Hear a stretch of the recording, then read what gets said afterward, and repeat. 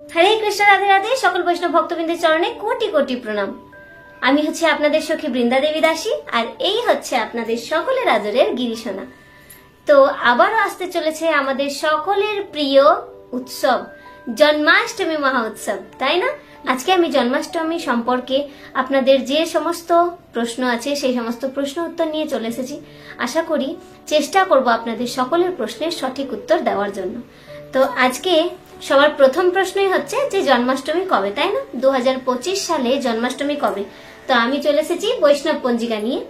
বৈষ্ণব পঞ্জিকা অনুসারে 30শে শ্রাবণ 16ই আগস্ট শনিবার শ্রীকৃষ্ণের জন্মাষ্টমী মহোৎসব। 30শে শ্রাবণ 16ই আগস্ট শনিবার শ্রীকৃষ্ণের জন্ম উৎসব এবং মধ্যরাত্রি পর্যন্ত উপবাস। তাহলে 16ই আগস্ট আমরা খুব সুন্দরভাবে পালন করব জন্মাষ্টমী মহোৎসব। আর তার পরের দিন 17ই আগস্ট রবিবার হচ্ছে নন্দ উৎসব, তাই না? 17ই আগস্ট রবিবার হচ্ছে নন্দ উৎসব। শনিবার খুব সুন্দরভাবে আমরা জন্মাষ্টমী পালন করব এবং পরের দিন আমরা নন্দ উৎসবও পালন করব। এবার দ্বিতীয় প্রশ্ন, যে জন্মাষ্টমীর দিন আমরা কি কি করব? তো আমার ভাব অনুসারেই আমি আপনাদের সঙ্গে শেয়ার করছি, যে আমি যেগুলো করি সেই সমস্ত আমি আপনাদের সঙ্গে শেয়ার করছি। জন্মাষ্টমীর দিন অবশ্যই আপনারা সূর্য উদয়ের 1.5 ঘন্টা আগে জেগে যাওয়ার চেষ্টা করুন। তাতে করে সেদিনকার যে মঙ্গল আরতি হয় বা ভোরের যে আরতিটা হয় সেটা আপনারা সম্পূর্ণ করতে পারবেন। কারণ এমন অনেক ভক্ত আছেন যারা হয়তো এত ভোরে ওঠার অভ্যাস নেই। তো তাদের জন্যই বলছি যে যারা মঙ্গল আরতিতে উঠেন তারা তো খুবই ভালো, কিন্তু যারা মঙ্গল আরতি করতে পারেন না তারা জন্মাষ্টমীর দিন অন্তত সেই দিন ভোরবেলা মানে সূর্য উদয়ের 1.5 ঘন্টা আগে উঠে মঙ্গল আরতি সম্পূর্ণ করার চেষ্টা করুন। মঙ্গল আরতিতে ঘুম থেকে উঠে আপনি সর্বপ্রথম ফ্রেশ হয়ে যান এবং ফ্রেশ হয়ে আপনার গোপাল সোনাকে আপনি জাগান এবং জাগিয়ে যেটা সর্বপ্রথম কাজ সেটা হচ্ছে তাকে উইশ করা। আমরা যেমন ঘুম থেকে উঠে উঠে আমাদের বাচ্চাদের জন্মদিন হলে তাকে উইশ করি না, যে হ্যাপি বার্থডে বলে, ঠিক সেই রকমই যেহেতু গোপাল সোনাও আমাদের ছোট্ট মিষ্টি সোনা, আমাদের সন্তান স্বরূপ, আমরা যেহেতু তাকে বাৎসল্য প্রেমে রেখেছি, সেই ক্ষেত্রে আমরা অবশ্যই আমাদের সন্তানকে, আমাদের গোপাল সোনাকে জন্মাষ্টমীর জন্য উইশ অবশ্যই করব। তো তাকে উইশ করার পর তাকে অবশ্যই আমরা দুধের ভোগ নিবেদন করব। গোপাল সোনাকে আমি কিন্তু প্রত্যেক দিনই ঘুম থেকে ওঠানোর পর দুধের ভোগ নিবেদন করি। তো অবশ্যই ইন্দ্রজি মহারাজের অনেক ক্লাসে আমি শ্রবণ করেছি যে গোপাল সোনার যারা সেবা করেন তাদেরকে অবশ্যই চেষ্টা করা উচিত যে ঘুম থেকে ওঠানোর পরে গোপাল সোনাকে দুধের ভোগ নিবেদন করা। এখানে ইন্দ্রজি মহারাজ একটা খুব সুন্দর ভাব ছিলেন, যেটা আমি আপনাদের সঙ্গে শেয়ার করি। তিনি বলেছিলেন যে মা যশোদা যখন গোপাল সোনার সেবা করতেন তখন যতক্ষণ না গোপাল সোনার মুখে দুধ তিনি খাওয়াতেন, তাকে গোপাল সোনাকে যতক্ষণ না দুধ খাওয়াতেন ততক্ষণ নাকি কানহাইয়ার ঘুমই ভাঙতো না, চোখই খুলতো না। মা যশোদা বারবার ডাকলেও কিন্তু কানহাইয়া কখনো ঘুম থেকে ওঠেনি। কিন্তু যেই তিনি দুধের গ্লাস হাতে করে নিয়ে আসতেন এবং তার মুখে লাগাতেন, সেই দুধ খাওয়ার পরেই কিন্তু কানহাইয়ার ঘুম ভাঙতো। তাই অবশ্যই আমরা যখনই গোপাল সোনাকে ঘুম থেকে জাগাই আমাদের চেষ্টা করা উচিত যে আমরা যেন গোপাল সোনাকে দুধের ভোগটা নিবেদন করতে পারি। মঙ্গল আরতি সম্পূর্ণ করে তারপরে দর্শন আরতি সম্পূর্ণ করে আসে আমাদের কি, যে আমরা ভগবানকে অভিষেক পর্ব, তাই না? তো আমরা ভগবানকে অভিষেক করব কিভাবে? এবার দেখুন, অনেক বাড়িতে আছে, যেমন আমার জেঠুর বাড়িতেই আছে, যে ভগবানকে কিন্তু সন্ধ্যেবেলা অভিষেক করানো হয়।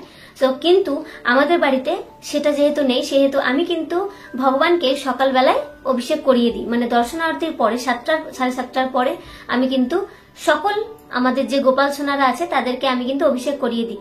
তো সেক্ষেত্রে আপনারাও আপনাদের বাড়িতে গোপাল সোনাকে কিন্তু অভিষেক করিয়ে দিতে পারেন। তো অভিষেকের ক্ষেত্রে আমরা কি কি নিতে পারবো? আমরা পঞ্চামৃত গোপাল সোনার জন্য নেব। দুগ্ধ, দহি, ঘিত, মধু, শর্করা। দুগ্ধ, দই, ঘি, মধু, শর্করা। ঠিক আছে? তো দুধ, দই, ঘি, মধু, শর্করা। তো শর্করা বলতে এখানে চিনি বা যে কোনো মিষ্টি জিনিস ব্যবহার করতে পারেন। তো তার সঙ্গে আমরা আরো অনেক কিছু অ্যাড করি, যেমন একটুখানি অগ্রু দিয়ে দিই, একটুখানি গোলাপ জল দিয়ে দিই। তো সেই সমস্ত দিয়ে আমরা ভগবানকে স্নান করাই পঞ্চামৃত দিয়ে। পঞ্চামৃত দিয়ে স্নান করানোর পর আমি কিন্তু গিরিশোনাকে অবশ্যই পুষ্প স্নান করাই, যেটা ওর সব থেকে প্রিয়। ভগবানকে পঞ্চামৃত স্নান করানোর পরে আমরা সেই দিনের জন্য যদি সম্ভব হয় তো গোপাল সোনার জন্য 2টো ড্রেস কিনুন, একটা হেভি ড্রেস, একটা হালকা ড্রেস। যেটা আমরা পঞ্চামৃত স্নান করানোর পরে পরাবো সেটা যদি হালকা হয় তাহলে ভালো হয়, কারণ গোপাল সোনার রাত্রিবেলা পুজো হবে বা সন্ধ্যেবেলা পুজো হবে, সেক্ষেত্রে সারাদিন একটা ভারী পোশাক পরে থাকা আমার খুব কষ্টকর মনে হয়। কারণ গৌরীর কথা যদি আমি বলতে যাই, তো গৌরী তো একটুও সেজে থাকতে পারে না, ও সবসময় হালকা পাতলা ড্রেস পরে। আর গিরিশোনাকেও আপনি দেখতেই পাচ্ছেন যে গিরিশোনা কিন্তু সব সময় হালকা পাতলা ড্রেস পরে থাকে। তো গিরিশোনা তো একদমই হেভি ড্রেস পরতেই পারে না। তো সেক্ষেত্রে আমি কিন্তু গিরিদের জন্য বা আমাদের সকল গোপাল সোনাদের জন্য দুটো করে ড্রেস কিনি, যেখানে পঞ্চামৃত স্নান করানোর পরে আমি হালকা ড্রেসটা পরিয়ে দিই। আর যখন সন্ধ্যেবেলা তারা কেক কাটিং করে বা তার জন্মোৎসবকে আমরা পালন করি বা পুজো হয়, তার আগে কিন্তু আমি তাদেরকে আবার সেই পাতলা হালকা ড্রেসগুলো ছাড়িয়ে দিয়ে হেভি ড্রেস পরিয়ে দিই।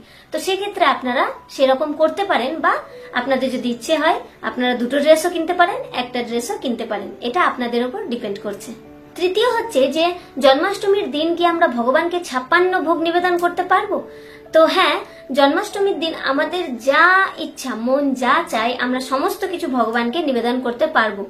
কিন্তু যেহেতু জন্মাষ্টমীর দিন আমরা পঞ্চশস্য গ্রহণ করি না, তাই কিন্তু ভগবানকে আমরা 56 ভোগ নিবেদন করলেও সেই 56 ভোগ নিজে গ্রহণ করতে পারবো না। কিন্তু জন্মাষ্টমীর দিন আমরা একাদশীতে যেমন প্রসাদ গ্রহণ করি, সেই রকমই প্রসাদ গ্রহণ করি, তাই সেক্ষেত্রে যে আমরা 56 ভোগটা ভগবানকে নিবেদন করছি, সেটা কিন্তু আমরা সেই দিন গ্রহণ করতে পারবো না, আমরা পরের দিন গ্রহণ করব।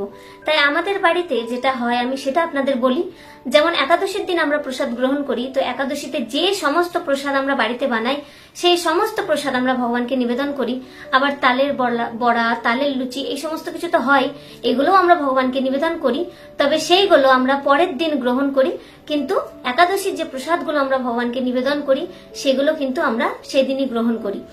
আর দ্বিতীয়ত হচ্ছে যে 56 ভোগ যদি আপনারা সত্যি দিতে চান ভগবানকে, তাহলে নন্দ উৎসব যেদিন হয় পরের দিন, সেদিন ভগবানকে 56 ভোগ আপনি নিবেদন করতে পারেন। আর তা না হলে আপনি জন্মাষ্টমীর দিনও ভগবানকে নিজের মন পছন্দ, নিজের ইচ্ছা মতো সমস্ত ভোগ নিবেদন করতে পারেন। শুধু জন্মাষ্টমীর দিন আমরা পঞ্চশস্য গ্রহণ করতে পারবো না, সেক্ষেত্রে একটু খেয়াল রাখবেন, তাহলেই হবে। এবারে প্রশ্ন ছিল যে আমরা কি জন্মাষ্টমীর দিন কেক কাটিং করতে পারি? হ্যাঁ, অবশ্যই। আমরা যেমন আমাদের বাচ্চাদের জন্মদিন সেলিব্রেট করি, ঠিক সেই রকমই আমি কিন্তু গিরিশোনারও জন্মদিন সেলিব্রেট করি, আমরা কিন্তু কেক কাটিং করি। কিন্তু যেহেতু বেশিরভাগ কেক নন ভেজ হয়, সেক্ষেত্রে আমাদেরকে খেয়াল রাখতে হবে। তো আপনি সর্বদা চেষ্টা করবেন যে যদি বাড়িতেই কেক বানিয়ে নেওয়া যায় আর সেটা গোপাল সোনাকে নিবেদন করা যায় বা কেক কাটিং করা যায়, তাহলে খুবই ভালো হয়। আর তা না হলে আপনাকে এমন জায়গা থেকে কেক নিতে হবে যে সেটা যেন ভেজ হয়, সেটা যেন একদমই নন ভেজ না হয়, বা দোকানও যেন খারাপ না হয়, সেদিকে খেয়াল রেখে আপনি ভগবানের জন্য কেক নিতে পারেন। আর হ্যাঁ, তার সঙ্গে আরেকটা কথাও বলতে চাই যে জন্মাষ্টমীর দিন আমরা ভগবানকে দোকান থেকে নানা রকম মিষ্টি এটা ওটা কিনে দিয়ে দিই, কিন্তু সেক্ষেত্রে আপনাদের সকলের কাছে আমার করজোড়ে নিবেদন যে আপনারা চেষ্টা করুন যে আমরা দোকানের কোনো জিনিস সেদিন ভগবানকে ভোগ লাগাবো না। আপনি যেটা পারবেন, যতটুকু পারবেন, সেটা যদি নিজের হাতে বানিয়ে দেন, তাতে কিন্তু ভগবান বেশি প্রসন্ন হন। কারণ ভগবানের খিদে লাগে না, ভগবান ভাব চাই আমাদের, তিনি ভাবের ভুখা, তিনি কিন্তু এমনি ভুখা না, তিনি ভাবের ভুখা। আমরা ভাব দিয়ে, প্রেম দিয়ে ভগবানকে যেটা নিবেদন করব, ভগবান সেটাই গ্রহণ করেন।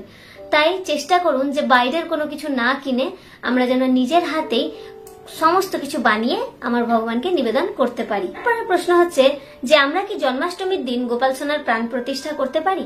তো হ্যাঁ, অবশ্যই জন্মাষ্টমীর দিন আমরা গোপাল সোনার প্রাণ প্রতিষ্ঠা করতে পারি। কিন্তু জন্মাষ্টমীর 5 দিন আগে যদি আমরা গোপাল সোনাকে নিয়ে আসি, তাতে করে বেশি সুবিধা হয়। কিন্তু গোপাল সোনা তো আমাদের প্রেম দেখে নিজে নিজেই কখন আমাদের কাছে চলে আসেন আমরা কেউই জানিই না, তাই না? তো সেক্ষেত্রে যদি জন্মাষ্টমীর 5 দিন আগে গোপাল সোনা আসছেন, তাহলে তো খুবই ভালো। সেক্ষেত্রে আমরা 5 দিন ধরে 5টা বস্তুর মধ্যে রেখে গোপাল সোনার সুন্দরভাবে প্রাণ প্রতিষ্ঠা করতে পারি। কিন্তু যদি জন্মাষ্টমীর দিনই গোপাল সোনা আমাদের বাড়িতে আসছে, তো সেই ক্ষেত্রে আপনারা সকাল থেকে 1 ঘন্টা 1 ঘন্টা 1 ঘন্টা 1 ঘন্টা করে 5 ঘন্টা ভগবানকে 5টা জিনিসের মধ্যে চোখে কাপড় বেঁধে রেখে তার প্রাণ প্রতিষ্ঠা করতে পারেন। যেমন ভগবান আমাদের বাড়িতে আসার সঙ্গে সঙ্গে ভগবানের আনবক্সিং করুন এবং তার চোখে কাপড় বেঁধে দিয়ে ফল, ফুল, চিনি, চাল এবং সবজি, এই 5টা জিনিসের মধ্যে ভগবানকে রেখে কোনো বড় গামলার মধ্যে 5টা জিনিস দিয়ে ভগবানকে ঢেকে তার উপর একটা কাপড় চাপা দিয়ে এইভাবে আপনি 5 ঘন্টা রেখে সুন্দরভাবে ভগবানকে বার করে নিন এবং অভিষেক করে আপনি ভগবানের প্রাণ প্রতিষ্ঠা করতে পারেন। তো তো এখানে আরেকটা কথাও বলতে চাই যে দেখুন, গোপাল সোনা ভগবান আমাদের এত ভালোবাসেন যে ভগবান তার ভক্তের কাছে এত প্রিয় যে যখন তিনি ভক্তের কাছে চলে আসেন তখনই তার কোলে আসার সঙ্গে সঙ্গেই ভগবানের কিন্তু প্রাণ প্রতিষ্ঠা হয়ে যায়, কারণ ভগবান সর্বদা ভক্তের ভাবকে দেখেন, তাই না? কিন্তু সেক্ষেত্রেও অনেক ভক্ত আছেন যাদের মনে হয় যে আমরা যদি প্রাণ প্রতিষ্ঠা করতে পারতাম তাহলে ভালো হতো। তো আপনারা এইভাবেও প্রাণ প্রতিষ্ঠা করতে পারেন। এবার প্রশ্ন হচ্ছে যে দিদি, আমরা কি নালছেদ প্রক্রিয়া দ্বারা ভগবানের জন্ম করতে পারি? তাহলে দেখুন, যার বাড়িতে প্রত্যেক বছর যেইভাবে জন্মাষ্টমী পালন করা হয় ঠিক সেইভাবেই পালন করুন। আর যদি আপনার বাড়িতে নতুন গোপাল সোনা আসছে তাহলে আপনি নালছেদ প্রক্রিয়া করতে পারেন, বা আপনি এইভাবে 5টা জিনিসের মধ্যে রেখে ভগবানের প্রাণ প্রতিষ্ঠা করতে পারেন। এবার এখানে প্রশ্ন আসছে যে নালছেদ প্রক্রিয়াটা কি? তো নালছেদ প্রক্রিয়া হচ্ছে আমরা একটা ডাঁঠাওয়ালা শশা নিয়ে নিই এবং সেই শশার মধ্যেটা পুরো খালি করে দিয়ে তার মধ্যে গোপাল সোনাকে রেখে কোনো কয়েন দিয়ে, যখন গোপাল সোনার পুজো হচ্ছে বা 12টার সময় যখন মধ্যরাত্রি 12টার সময় যখন গোপাল সোনার পুজো হচ্ছে তখন কোনো একটা কয়েন দিয়ে কেটে গোপাল সোনাকে বার করে নেওয়া, ওটাই হচ্ছে নালছেদ প্রক্রিয়া। তো যাদের বাড়িতে যেভাবে পুজো হয় আপনারা সেইভাবেই পুজো করুন। আর যদি চান তাহলে নালছেদ প্রক্রিয়া দিয়েও ভগবানের প্রাণ প্রতিষ্ঠা করতে পারেন বা তার জন্ম করাতে পারেন। তো সেক্ষেত্রে আমি আরেকটা কথাও বলতে চাই যে দেখুন, গোপাল সোনা যখন আমাদের বাড়িতে আসে তখনই তার কিন্তু জন্ম হয়ে যায় বা আমরা তার প্রাণ প্রতিষ্ঠা করেই দিচ্ছি। তাহলে সেক্ষেত্রে আমরা প্রত্যেক বছর যদি নালছেদ প্রক্রিয়া না করি তবুও চলবে, কারণ গোপাল সোনার জন্ম কিন্তু হয়েই গিয়েছে, তাই না? তো আমরা শুধু তার জন্ম উৎসবকে পালন করছি। তো সেক্ষেত্রে এবার আপনার উপর সম্পূর্ণ যে আপনি কি করতে চান এবং কিভাবে করতে চান। প্রশ্ন আসছে যে আমরা জন্মাষ্টমীর উপবাস কিভাবে করব। তো উপবাসের ক্ষেত্রে আমরা 3 ভাবে উপবাস করতে পারি: সজল, নির্জল, সফল। তো সজল মানে জল এবং শরবত পান করে আমরা উপবাস করতে পারি। দ্বিতীয় হচ্ছে নির্জল, যেখানে আমরা জল পর্যন্ত গ্রহণ করব না, নির্জলা উপবাস করব। আর তৃতীয়, আমরা ফল খেয়ে উপবাস করতে পারি। তো আপনাদের সকলের কাছে আমার একটাই নিবেদন যে চেষ্টা করুন যে জন্মাষ্টমীর দিন আমরা যেন নির্জলা উপবাস করতে পারি। জন্মাষ্টমীর দিন যদি আমরা নির্জলা উপবাস করতে পারি তাতে আমরা অনেক অনেক বেশি পুণ্যফল অর্জন করি। আর তার সঙ্গে আমরা যদি সঠিক নিয়মে জন্মাষ্টমীর একটা উপবাস সুন্দরভাবে করে নিই, ঠিকঠাক ভাবে করে নিই, তাহলে সেক্ষেত্রে আমরা 20 কোটি একাদশীর উপবাসের যে ফল সেই ফলকে প্রাপ্ত করি। তাই চেষ্টা করুন যে আমরা যেন জন্মাষ্টমীর যে উপবাস সেটা যেন নির্জলায় করতে পারি। কিন্তু সেক্ষেত্রেও আপনাদের কাছে নিবেদন যে আপনারা নিজের স্বাস্থ্যের দিকে তাকিয়ে, যে স্বাস্থ্য কেমন আছে, সুস্থ আছে না ভালো আছে না খারাপ আছে, নিজের স্বাস্থ্যের দিকে তাকিয়ে কিন্তু উপবাস করবেন। আর যারা সুস্থ আছেন তারা অবশ্যই চেষ্টা করুন যে আমরা যেন নির্জলা উপবাসটা করতে পারি। তো এই ছিল জন্মাষ্টমীকে ঘিরে কিছু প্রশ্ন যার উত্তর আমি দেওয়ার চেষ্টা করলাম। তো যদি ভুল ভ্রান্তি হয়ে থাকে তাহলে আমাকে ক্ষমা করে দেবেন। তবে আমরা যেভাবে জন্মাষ্টমী পালন করি সেইভাবে আপনাদেরকে বলার চেষ্টা করলাম। তো আপনারা এইভাবে সিম্পল ভাবে বাড়িতে জন্মাষ্টমী পালন করতে পারেন। সেই দিনটা আমাদের সকলের কাছে খুবই স্পেশাল, তাই আমরা চেষ্টা করব যে সেই দিনটা যেন আমাদের গোপাল সোনাকেও আমরা স্পেশাল ভাবে দিতে পারি। আর যাদের বাড়ির কাছে মন্দির আছে তাদের তো আর আনন্দের সীমাই নাই। তারা মঙ্গল আরতি যান, মঙ্গল আরতি গিয়ে ভগবানকে দর্শন করুন। সেদিন অবশ্যই জপ করুন, বেশি বেশি করে জপ করুন এবং দর্শন আরতি দর্শন করে এসে নিজের বাড়ি সুন্দরভাবে সাজান, নিজের গোপাল সোনাকে সুন্দরভাবে সাজান, সুন্দরভাবে জন্মাষ্টমীকে পালন করুন। এবং হ্যাঁ, যারা মায়াপুরে আসছেন তারা তো অবশ্যই ভগবানের অভিষেক দর্শন করার চেষ্টা করুন আর ভগবানকেও দর্শন করার চেষ্টা করুন, কারণ সেদিন আমাদের ভগবান এত সুন্দর লাগবে যে আমি এখন থেকেই আর কিছু বলার শব্দই খুঁজে পাচ্ছি না। যারা মায়াপুরে আসছেন তাদেরকে আন্তরিকভাবে আমন্ত্রণ, আসুন এবং দর্শন করুন এখানকার জন্মাষ্টমী উৎসব আর খুব আনন্দ গ্রহণ করুন। আর যারা বাড়িতে আছেন তারাও কিন্তু খুব সুন্দরভাবে সেলিব্রেশন করুন এই জন্মাষ্টমীকে, যাতে আপনার গোপাল সোনা আপনার উপর খুব খুশি হয়ে যায়, তাই না গোপাল সোনা? আর সব থেকে বড় কথা যে সেদিন আমাদের লালার জন্মদিন, তো এটা আমাদের জন্য সব থেকে বড় একটা দিন। খুব সুন্দরভাবে সেলিব্রেশন করুন। আপনাদের সকলকে জানাই অগ্রিম জন্মাষ্টমীর অনেক অনেক শুভেচ্ছা, অভিনন্দন। খুব খুব খুব আনন্দ করুন নিজের গোপাল সোনার সঙ্গে, নিজের ভগবানের সঙ্গে। আজকে এই পর্যন্তই, দেখা হচ্ছে পরের ভিডিওতে। যদি জন্মাষ্টমীকে ঘিরে আরো কোনো প্রশ্ন থাকে তাহলে আপনারা আমাকে কমেন্ট বক্সে করতে পারেন। যদি অল্প প্রশ্ন থাকে আমি কমেন্টে উত্তর দিয়ে দেব, আর যদি না হয় তাহলে দ্বিতীয় কোনো ভিডিওতে সব বলে দেব। তো আপনাদের মনে যদি আরো কোনো প্রশ্ন থাকে অবশ্যই করবেন। তো দেখা হচ্ছে পরের ভিডিওতে। সকল বৈষ্ণব ভক্তবৃন্দের চরণে কোটি কোটি প্রণাম। राधे राधे, हरि हरि बोल। हरे कृष्ण कृष्ण कृष्ण हरे हरे, हरे राम राम राम हरे हरे। राधे राधे, हरि हरि बोल।